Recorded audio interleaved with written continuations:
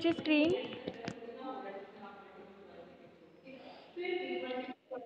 हाँ, तो इस तरह से कह लो कि कहाँ गया, इस तरह से स्वेलिंग हो जाएगी अगर हमारे हीमोग्लोबिन जो हमारी प्लाज्मा प्रोटीन है ब्लड में, उसमें इस तरह से अगर एल्ब्यूमिन का थोड़ा सा डिस्टर्बेंस हो जाएगी। ठीक है, तो इसका इस तरह से एलिप्सॉइड जो है शेप हो जाती है। फंक्शंस इसके क्या होते हैं, इसका फंक्शंस क्या होता है, फिल्ट्रेशन करनी ब्लड, जो पूरा हमारा जो होता है ना आर्ट्रियोल और वेन्यूल, जो हमारे उसमें हार्ट में जब पंपिंग होती है ब्लड की, तो इस तरह से आर्ट्रियोल और वेन्यूल में जब ब्लड पास करता है तो वहाँ से फिल्ट्रेशन करने का काम, इसका एब्जॉर्प्शन करने का काम ये होता है हमारे एल्ब्यूमिन का। वहाँ से ये जो भी चीज़ होती है, मिनरल्स वगैरह या कुछ भी है ना, वो चीज़ों को ये क्या करता है, क्या बोलते हैं, फिल्ट्रेट कर लेता है या उसको रेगुलेट। ये सेकंड देखो नीचे, regulates blood volume and body fluid balance. Blood के वॉल्यूम को रेगुलेट करने में हेल्प करना, बॉडी फ्लूइड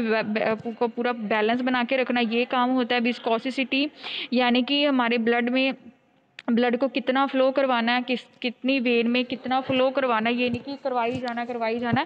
ये भी सारा हिसाब किताब एल्ब्यूमिन देखता है। ब्लड प्रेशर को मेंटेन करने में हेल्प करता है। प्रोटीन रिजर्व अपने अंदर रिजर्व करके रखने का काम भी इसका होता है कि कल को अगर नीड हो वाली प्रोटीन की तो देन ये क्या करे, हेल्प कर सकता है। ठीक है, उसको प्रिजर्व करके जो रखी होती है, बाइंडिंग करने में हेल्प करेगा। कल को वेरियस लिगेंड्स होते हैं जो जैसे ट्रांसपोर्ट करते हैं ना, फैटी एसिड्स हो गए, बिलिरुबिन हो गया, कैल्शियम हो गया, इनको बाइंड करने में, बाइंडिंग साइट्स होती हैं। ठीक है, वहाँ पे बाइंड करने में हेल्प करेगा। सेकेंडरी कैरियर का काम करता है। ये जो हीम, कॉर्टिसोल, थायरोक्सिन हार्मोन्स होते हैं, इनको एज अ कैरियर मतलब कि मतलब पहुँचाने का काम करना। ड्रग बाइंडिंग एक तरह के ये कोई भी हम लोग मेडिसिन खाते हैं, कहाँ पे जाके बाइंड करवानी है, इस कहाँ पे कौन से टिश्यू पे जाके बाइंड करवानी है, तो ये भी काम ये देखता है। बफरिंग एक्शन होते हैं इसके, पीएच को मेंटेन करना, ये भी इसका काम होता है। देन प्लाज्मा की जो इसकी एल्ब्यूमिन है, वहाँ पे अगर वेरिएशंस आ जाएं, वेरिएशंस मीन्स होता है कि उसमें कुछ चेंजेस आ जाएं, तो चेंजेस आने की वजह से कम ज़्यादा होने की वजह से, वेरिएशन होने से, ये बच्चे जो आप लोगों की हीमोग्लोबिन की एबनॉर्मेलिटीज़ है ना, वो भी मैंने इसी में इंक्लूड कर दी है। तो हीमोग्लोबिन में डिफरेंट डिफरेंट सब्सटेंसेस हैं, एल्ब्यूमिन हो गया, आगे कितने सारे प्रोटीन्स हैं, कितने सारे है ना, जो कुछ भी है मैंने एक ही स्लाइड में सारा कवर कर देना है। ठीक है, इसीलिए 280 कितनी स्लाइड्स हैं ये, 287 स्लाइड्स हैं। एक ही पीपीटी, एक ही उसमें पीडीएफ में मैंने कवर किया हुआ है, जिसमें हीमोग्लोबिन का स्ट्रक्चर वगैरह तो हमने किया था। हीमोग्लोबिन ब्लड में क्या क्या कौन कौन सी आगे कंपोनेंट्स होते हैं, उन कंपोनेंट्स की वजह से जो एबनॉर्मेलिटीज़ हो जाती हैं, डिसऑर्डर्स हो जाते हैं, वो भी मैंने एक ही पीडीएफ में इंक्लूड कर दिया है। ठीक है, तो ये चीज़ मत देखना कि मैम कुछ अलग से टॉपिक होएगा। मैंने सारा एक ही चीज़ में इसीलिए किया है क्योंकि आप लोगों को पता चल जाए कि भी कि मतलब ये नहीं कि जैसे अलग से कुछ बनाना पड़ेगा। ऐसे मैंने एक में ही इंक्लूड किया कि जो जो आप लोग पढ़ोगे उसमें कंपोनेंट्स, उसी में साथ साथ में उसकी वेरिएशंस यानी कि एबनॉर्मेलिटीज़ भी साथ साथ में करी जाओ। ठीक है, तो प्लाज्मा एल्ब्यूमिन अगर कम ज़्यादा हो जाए या उसमें कुछ चेंजेस हो जाए तो इंक्रीज़ हो गया हमारी बॉडी में, वो उसकी क्वांटिटी इंक्रीज़ हो जाएगी। Secondary to burn, dehydration feel होएगी। डिक्रीज़ हो गया अगर, तो इन्फेंट या न्यू बॉर्न बेबीज़ में प्रॉब्लम्स आ सकती है, प्रेगनेंसी के टाइम प्रॉब्लम आ सकती है, हेपेटाइटिस हो सकता है, सिरोसिस हो सकता है, नेफ्रोसिस, ये सारी जो प्रॉब्लम्स हैं वो हमें क्रिएट हो सकती हैं अगर एबनॉर्मल कंडीशन हो जाए किसकी, प्लाज्मा एल्ब्यूमिन की। ठीक है, देन आती है अल्फ़ा ग्लोबुलिन, सेकंड कंपोनेंट है हीमोग्लोबिन के बीच में, ब्लड में जो होता है हमारे, अल्फ़ा ग्लोबुलिन प्रोटीन। इसमें क्या क्या चीज़ें होती हैं, ये जो नीचे बताई हुई हैं ये चीज़ें इसमें ऐड होती हैं। ठीक है, उसके बाद बीटा ग्लोबुलिन्स होता है। बीटा ग्लोबुलिन कितने टाइप की होती हैं, उसमें क्या क्या चीज़ें ऐड होती हैं, plasminogen, sex hormones, binding globulin, transferrin, hemopexin, ये चीज़ें इसमें ऐड होती हैं। ठीक है, उसके बाद, ओहो, ये क्या चल गया जय अपने माता आप दी ही। दोस्तों। हाथ जाता कहाँ है पता नहीं, यूट्यूब खुली होती है, यूट्यूब का नोटिफिकेशन आता है तो वो खुल जाती है, हद है।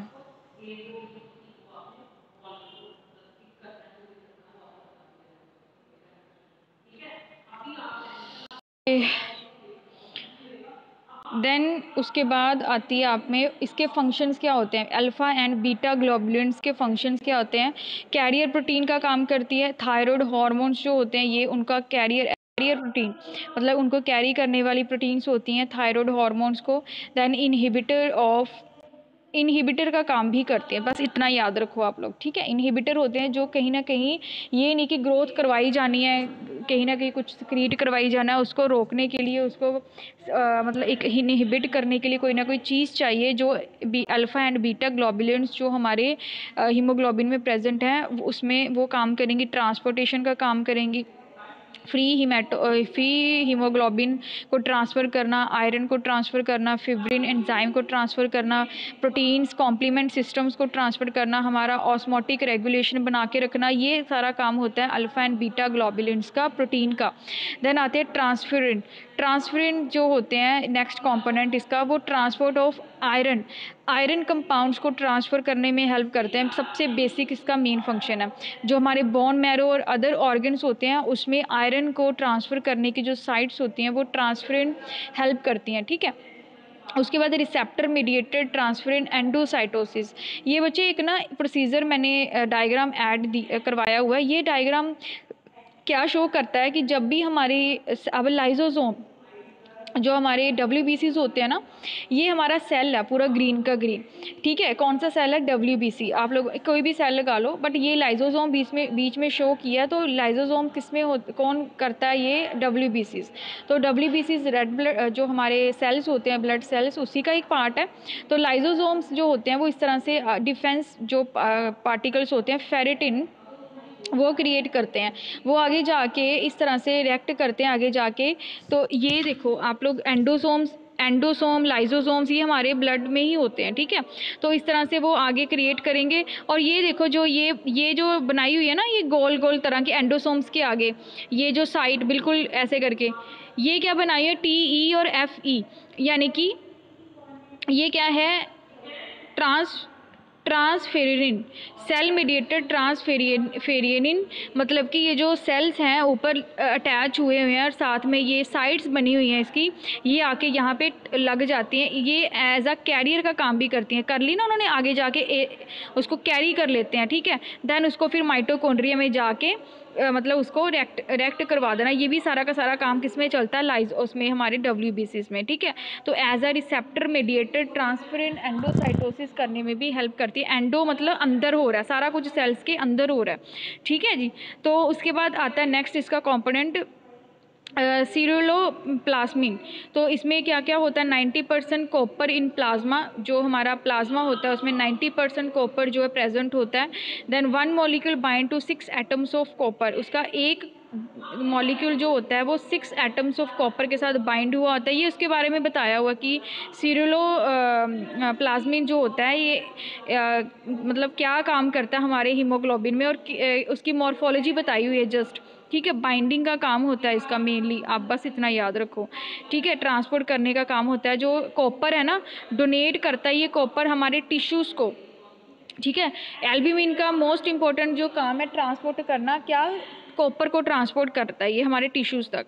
देन एक इसकी वजह से विल्सन डिसीज़ हो जाती है। अगर हमारी बॉडी में ज़्यादा अकमुलेशन हो जाए कॉपर की, लीवर में, ब्रेन में, किडनीज़ में, तो इस वहाँ पे अगर ज़्यादा इकट्ठा होना शुरू हो जाए, लीवर डिसीज़ हो जाती है, या न्यूरोलॉजिक सिम्टम्स होते हैं जिसको हम लोग विल्सन डिसीज़ बोलते हैं।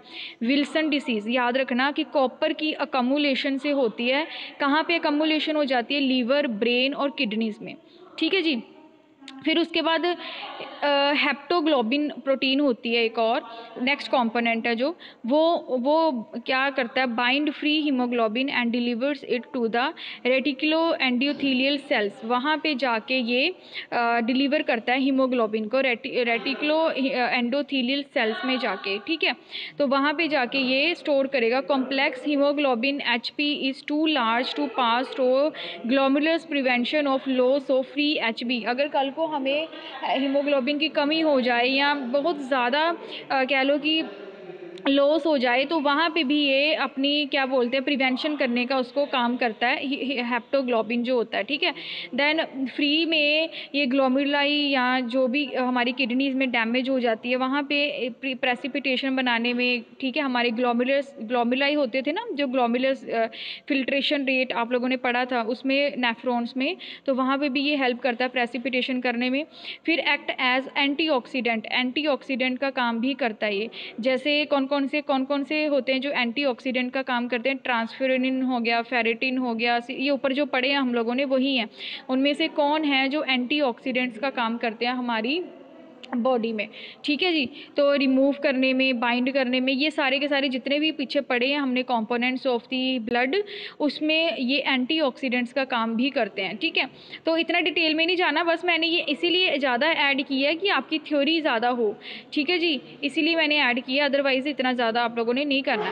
बाकी वेरिएशंस क्या आ जाती हैं, गामा ग्लोबुलेंस होते हैं जो, अगर उसमें कुछ एबनॉर्मेलिटीज़ आ जाएँ तो एबनॉर्मेलिटीज़ और वेरिएशन सेम ही चीज़ है बच्चे। वेरिएशंस का मतलब होता है कुछ चेंजेस आ जाने, और वेरिएशंस और म्यूटेशंस एक ही चीज़ है। चेंजेस होनी या कह सकते हो आपकी उसमें कुछ वेरिएशंस आ जानी, ठीक है। तो गामा ग्लोबुलेंस जो हमारे ब्लड में होती हैं उसमें अगर आपकी कुछ चेंजेस आ जाएँ, कुछ वेरिएशंस आ जाएँ, अगर कहते हैं इंक्रीज़ हो जाएँ तो क्या हो सकता है, टीबी हो सकता है, leukaemia, cirrhosis and acute hepatitis nephrosis, ये आप लोगों के गामा ग्लोबुलेंट्स के इंक्रीज़ होने की वजह से होता है, ठीक है। अगर डिक्रीज़ हो जाए तो इम्यून डेफिशिएंसी हो जाएगी ऑटोमेटिकली, ये चीज़ तो होगी। अगर ब्लड में किसी भी सेल्स की डेफिशिएंसी होती है तो हमारा सीधे इफेक्ट इम्यून सिस्टम पे पड़ता है, हमारा इम्यून सिस्टम एंटीबॉडीज़ रिलीज़ कम करेगा। अगर इम्यून सिस्टम स्ट्रॉन्ग नहीं है, अगर इम्यून सिस्टम स्ट्रॉन्ग क्यों नहीं है, क्योंकि हमारे बीच में ब्लड की कमी होगी। बेसिक मैं आपको सिंपल सी बात बताऊं,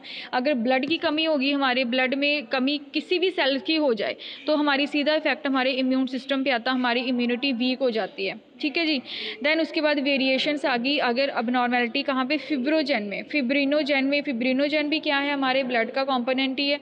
तो अगर इसमें आ गई तो देन अगर ये इंक्रीज़ होगी, अगर इसकी क्वांटिटी, देन प्रेगनेंसी में, मेंस्ट्रुएशन साइकिल में, मलेरिया, टिश्यू इंजरी, ये चीज़ें आप लोगों को फेस करनी पड़ सकती है। अगर डिक्रीज़ हो जाए तो देन नीचे जो दी हुई है डिक्रीज़ की वजह से ये चीज़ें हमें फेस करनी पड़ सकती हैं अगर फिब्रोनेजन में आ जाती है एबनॉर्मेलिटीज़, ठीक है।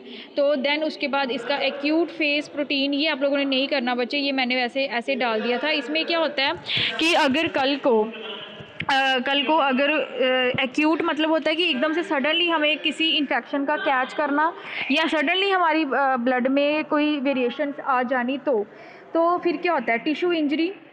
जैसे सपोज़ हमें कोई टिश्यू इंजरी होगी, हमारे टिश्यूज़ को अंदर से इन्फेक्शन होगी या इंजरी होगी, देन लोकल इन्फ्लामेशन होएगी हमें थोड़ी बहुत।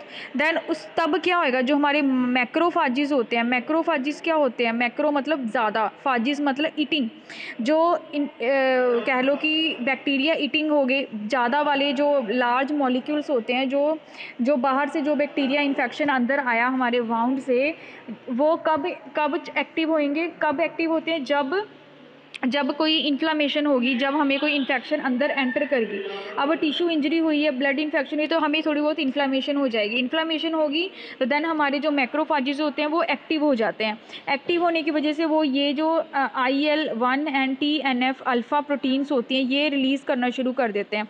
देन जब रिलीज़ होंगी तो सिस्टमिक एक्यूट फेस हमारा स्टार्ट हो जाएगा। उसमें जो फेस स्टार्ट होगा, तो फेस स्टार्ट होने से जो रिस्पॉन्स होंगे, हमें क्या होएगा, थोड़ा हल्का फीवर होना शुरू हो जाएगा, ठीक है। तो उसकी वजह से जो हमारा कंपोनेंट होता है हिपैटोसाइट, वो रिलीज़ बंद होता है। वो क्या करेगा, एक्यूट फेस जो हमारा उस टाइम पे चल रहा होता है उसको क्या करने में, डिक्रीज़ करने में हेल्प करता है। एक्यूट फेस रिएक्टेंट रिस्पॉन्स, इसमें क्या होएगा, जो हमारे एक्टिवेटेड मैक्रोफाजिस होते हैं, जो ये IL-1 TNF IL-6 ये रिलीज़ करते हैं उस टाइम पे, ये हमारे उस पर जाके हिपैटोसाइट जो हमारे सेल्स के अंदर होता है वहाँ पे जाके इफ़ेक्ट करेंगे। इफ़ेक्ट करने के बाद दैन CRP ऐसे ये जो HP फिब्रोनेजन ये सिक्रीट होते हैं आगे जाके। फिर ये आप लोगों ने एज इट इज़ ही याद करना है, क्योंकि ये एक फेस बताया हुआ है, रिस्पॉन्स बताया हुआ है। जब हमें कोई कह लो कि इंजरी हो जाती है तो एक्यूट फेस, जो हमारी प्रोटीन्स हैं पीछे जो हमने जितनी भी पढ़ी हैं उनका एक्यूट फेस बताया हुआ है कि वो कैसे रिएक्ट करती हैं, ठीक है। तो इस तरह से होता है उस टाइम पे। देन ये वही चीज़ें आगे, कौन कौन सी प्रोटीन्स हैं जो वो उस टाइम पे रिलीज़ करते हैं, कौन कौन से सब्सटेंसेस होते हैं। देन उसके बाद आता है मेमिलियन एम्ब्रियोनिक ब्लड फॉर्मेशन। अब ये नेक्स्ट टॉपिक है, उसी में साथ ही मतलब कि नेक्स्ट टॉपिक आ जाता है। एबनॉर्मेलिटीज़ ख़त्म हो गई हैं, अब आता है कि जो हमारा ब्लड है उसकी फॉर्मेशन कैसे होती है। सिंपल, ये भी आपका सारा का सारा इसी में इंक्लूड होएगा, लेकिन टॉपिक अलग अलग है, ठीक है। तो मेमिलियन जो हमारा ब्लड होता है, एम्ब्रियोनिक ब्लड की फॉर्मेशन कैसे होती है। सिंपली सबसे पहले फर्टिलाइजेशन होती है, पता ही है आप लोगों को, मियोसिस माइटोसिस चलती है। सेकेंड डेज में सेल की स्टेज आती है इस तरह से, डे 3 में इस तरह से सेल्स और ज़्यादा बनते हैं। मियोसिस माइटोसिस से 2 से 4, 4 से 8, इस तरह से आगे होता जाएगा, है ना। तो डे 4 में अर्ली ब्लास्टोसिस्ट बनेंगे, then late blastocyst, then last जब 12 दिनों बाद, ठीक है, इस तरह से प्रॉपर हमें एक सेल मिलता है। ये human embryo at various stages, एक सेल का, किसका, कौन से सेल का, ब्लड के सेल का, ये सारा का सारा जो पाथ है ना इस तरह से होता है, ठीक है। जो हमारे ब्लड के एम्ब्रियोनिक, जो हमारा ब्लड होता है ना, ब्लड के भी तो सेल्स हैं। तो सेल्स हमारे कैसे बनते हैं, ह्यूमन के मियोसिस माइटोसिस से ही बनते हैं ना, फर्टिलाइज होएंगे, फर्टिलाइजेशन के बाद ऐसे, है ना। तो जो हमारा ब्लड के सेल्स होते हैं उनकी इस तरह से जो क्या होती है, फॉर्मेशन होती है। ये अलग अलग स्टेजेस होती हैं, वही चीज़ बताई हुई है मियोसिस माइटोसिस की, और कैसे ये 1 से 2, 2 से 3, 3 से 4 ऐसे करके बनते हैं, ठीक है। तो इस तरह से डे 18, 16, 19 पे जाके ये प्रॉपर तरीके से इस तरह से पूरी की पूरे जो हैं ब्लड के मतलब कह लो कि हमारे रिलीज़ होना शुरू हो जाते हैं सेल्स में, ठीक है। ये वैसे आपको इतनी डिटेल करने की ज़रूरत नहीं है, बस मैं जस्ट इमेज से ही आप लोगों को बता रही हूँ कि इस तरह से हमारी जो फॉर्मेशन होती है ब्लड की, वो इस तरह से ब्लड सेल्स की होती है। इतना डिटेल में आपके सिलेबस में नहीं है, बस सिर्फ इतना आप लोगों ने याद रखना है कि सेल्स की इस तरह से फॉर्मेशन होती है, ठीक है, ताकि आप लोगों को कल को अगर बाई चांस कोई पूछ भी लेता तो आप लोगों को नॉलेज होनी चाहिए। देन फॉर्मेशन, जो सेलुलर एलिमेंट्स होते हैं, अब सेल्स तो बन गए, सेल्स में जो जो एलिमेंट्स होते हैं वो कैसे बनते हैं। तो फीटस में जब हम लोग फीटस में होते हैं, एक्स्ट्रा मेडुलरी हिपैटोपोइसिस होती है। 3 स्टेजेस होती है इसकी। सबसे पहले क्या होता है, मीज़ोब्लास्टिक, फिर हिपैटिक एंड मीलॉइड। मीज़ोब्लास्टिक जो 16 to 19 डेज हम लोग फीटस में होते हैं, तब ये बनता है। हिपैटिक वाली स्टेज जब सेकेंड ट्राइमेस्टर होता है, ठीक है, और लास्ट मंथ ऑफ गेस्टेशन और आफ्टर बर्थ, जब लास्ट मंथ रह जाता है यानी कि 9th मंथ में, और कह लो कि आफ्टर बर्थ भी हमारी बोन मैरो में जो ये मेलॉइड कंपोनेंट्स होते हैं, ये फॉर्मेशन इनकी होती रहती है, ठीक है। तो इस तरह से ये हमारे ब्लड में 3 स्टेजेस होती हैं फीटस वाली टाइम पे। जब हम लोग फीटस में होते हैं, फीटस वाली कंडीशन में होते हैं, तो 3 स्टेजेस में हमारे सेल्स की कह लो कि ऐसे फेसेस आते हैं, ठीक है। देन बोन मैरो में जाके, bone marrow is the site of synthesis of all formed elements of blood after birth. Birth के बाद, बर्थ से पहले तो हमारे फीटस में सारा कुछ होएगा, लेकिन बर्थ हो गया बच्चे का तो उसके बाद जो हमारी ब्लड के कंपोनेंट्स बनने हैं वो सारे के सारे किस में बनेंगे, हमारी बोन मैरो में। ओके, तो बोन मैरो हमारी आप लोगों ने किस में पढ़ा था बोन मैरो के बारे में, जब हम लोगों ने बच्चे वो किया था ना स्केलेटन सिस्टम मसल्स का, उसमें मैंने बोन मैरो के बारे में थोड़ा सा बताया था एक बार, अगर आप लोगों को याद हो तो। फर्स्ट सेमेस्टर में मैंने बताया था कि उसमें जो हमारे बोन मैरो हमारा इस तरह का, ये एक ऐसी चीज़ कह लो हमारी बॉडी में होती है जो कि किसी के साथ मैच नहीं होती। किसी के साथ मतलब कि हमारे जो सिबलिंग्स होते हैं ना, बोन मैरो उसी का मैच होता है। ये तब नीड होती है हमें जब कह लो कि हम लोग बड़े ज़्यादा कोई कैंसरस पेशेंट हो गया या कोई ऐसी कंडीशन होती है कि जब हमें बोन मैरो की ज़रूरत पड़ती है, किसी का बोन मैरो किसी के साथ मैच होना चाहिए, वो या तो हमारे सिबलिंग्स हो गए या बड़ा ही ज़्यादा बहुत रेयर केस होएगा कि उसके साथ मैच होएगा, अदरवाइज़ किसी के साथ मैच नहीं होता। सिबलिंग्स हो गए, ट्विन्स हो गए, उनके साथ ये मैच होता है, ठीक है। तो ये बोन मैरो जब एंड में हमारे जितने भी एलिमेंट्स होते हैं ब्लड के वो आफ्टर बर्थ हमारी बोन मैरो में सिंथेसिस होते हैं, ठीक है। तो रेड बोन मैरो होती है इस तरह से, रेड कलर के बीच में से वहाँ पे रेड ब्लड सेल्स होते हैं, वाइट ब्लड सेल्स और प्लेटलेट्स होते हैं, ठीक है, यहाँ पे रेड बोन मैरो में। तो ये होते हैं, इसके इंटरनल स्ट्रक्चर्स बताया हुआ है कैसे कैसे सेल्स होते हैं। ये आप लोगों को इतनी डिटेल करने की ज़रूरत नहीं है, जस्ट आप लोगों ने बस नॉर्मल सा ये चार्ट देख लेना, मैंने ऐड इसीलिए किया हुआ है, ठीक है। ये डायग्राम्स वगैरह की इस तरह से बीच में इनके इंटरनल स्ट्रक्चर्स में इस तरह से सेल्स होते हैं, जैसे मैक्रोफाज, मोनोसाइट, लिम्फोसाइट, ये इस तरह से सेल्स होते हैं बीच में, बोन मैरो के सेल्स आगे, ठीक है। उसके बाद formation of cellular elements of blood up to 5 years, जब हम लोग 5 साल के करीब आ जाते हैं तो हमारी बोन मैरो में सारे ब्लड सेल्स बनने शुरू मतलब तैयार हो जाते हैं। दैन 20 years में bone marrow plus membranes plus end of long bones, उनकी कह लो कि एंडिंग हो जाती है कि उसके बाद वो चीज़ें दोबारा नहीं बनती, ठीक है। After 20 years bone marrow membranes bone पूरा मेम्ब्रेन से के साथ कवर हो जाता है अच्छे से, ठीक है। तभी हमारे जब हम लोग एज्ड होते हैं ना, जैसे जैसे एज्ड होते हैं हमारी एक बार हड्डी टूट गई ना, उसको जोड़ना बड़ा टफ हो जाता है, क्योंकि हमारी बॉडी में जो बोन्स होती हैं वो आफ्टर एज्ड, जब भी हम लोग एज्ड होते हैं, बच्चों की जो बोन्स है अगर टूटेंगी तो बड़ी जल्दी रिकवर हो जाती है, लेकिन जैसे जैसे अगर किसी बड़े की टूटती है ना तो बड़ा ज़्यादा टाइम लग जाता है। इसी वजह से, क्योंकि जब हम लोग ज़्यादा एज्ड हो जाते हैं तो हमारी पूरी मेम्ब्रेन्स के साथ कवर हो जाती हैं वो चीज़, तो थोड़ी सी कह लो कि दिक्कत आ जाती है इसको बाइंड करने में दोबारा से, ठीक है। तो यही इसका मेन रीज़न होता है, अदरवाइज़ ऐसी कोई इशू नहीं है। उसके बाद आता है ग्रेनुलोसाइड इरिथ्रोइड की डेवलपमेंट कैसे होती है। ग्रेनुलोसाइड, ये सारे जो ग्रेनुलोसाइड इरिथ्रोइड्स हो गया, ये सारे के सारे ब्लड के कंपोनेंट्स ही हैं, सेल्स ही हैं आगे, ठीक है। तो ये बच्चे आगे मैं कल करवाऊंगी, क्योंकि ऑलरेडी बड़ी ज़्यादा लंबी स्लाइड है, 287 की है। ग्रेनुलोसाइड्स से हम लोगों ने स्टार्ट करना है, 64 स्लाइड्स से हमने स्टार्ट करना है, ठीक है। फिर मैं आगे करवा दूंगी आपको स्टेम सेल्स क्या होते हैं ब्लड में, आगे फिर हीमेटोपोइसिस क्या होता है, इसकी स्टेजेस क्या होती हैं, देन इरेथ्रोपोइसिस। आप लोगों ने याद है, आप लोगों ने लास्ट में जब पेपर था आपका पिछले सेमेस्टर में, तो आप लोगों को मैंने इरेथ्रोपोइसिस करवाया था, फॉर्मेशन ऑफ आरबीसीज, बट आप लोगों ने इतनी मतलब डिटेल में पढ़ा नहीं था उस टाइम पे, है ना। तो ये मैं दोबारा से आज ये मतलब करवाऊंगी, अच्छे से करवाऊंगी, ताकि बट ये इसीलिए करवा रही हूँ दोबारा क्योंकि ये आप लोगों के नॉलेज में होना चाहिए। अगर नॉलेज में होगा तो फिर ही आप लोगों ने ये चीज़ें करनी है, ठीक है। क्योंकि अब हीमेटोलॉजी पढ़ रहे हो, ब्लड के बारे में पढ़ रहे हो, हीमोग्लोबिन के बारे में पढ़ रहे हो, तो हीमोग्लोबिन में कौन कौन से सेल्स होते हैं, कौन कौन से सेल्स के आगे सब टाइप्स होती हैं, उनके स्टेजेस कैसी बनती हैं, कैसे वो आगे काम करते हैं, वो चीज़ें आप लोगों को नॉलेज होनी चाहिए।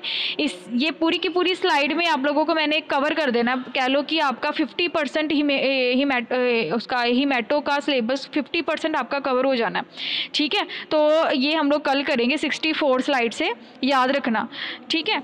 तो ये चलो फिर कल करती हूँ मैं। इम्यूनो का लेक्चर लगाना मैंने, तो मैं लिंक भेज दूंगी। पहले सर बोल रहे थे 12 बजे के बाद मैं सेल पैथो का लेक्चर लूँगा आपका, तो सर का लेक्चर लगा के उसके बाद फिर मैं आफ्टर लंच आपका ले लूँगी, ठीक है। चलो ठीक है बच्चे।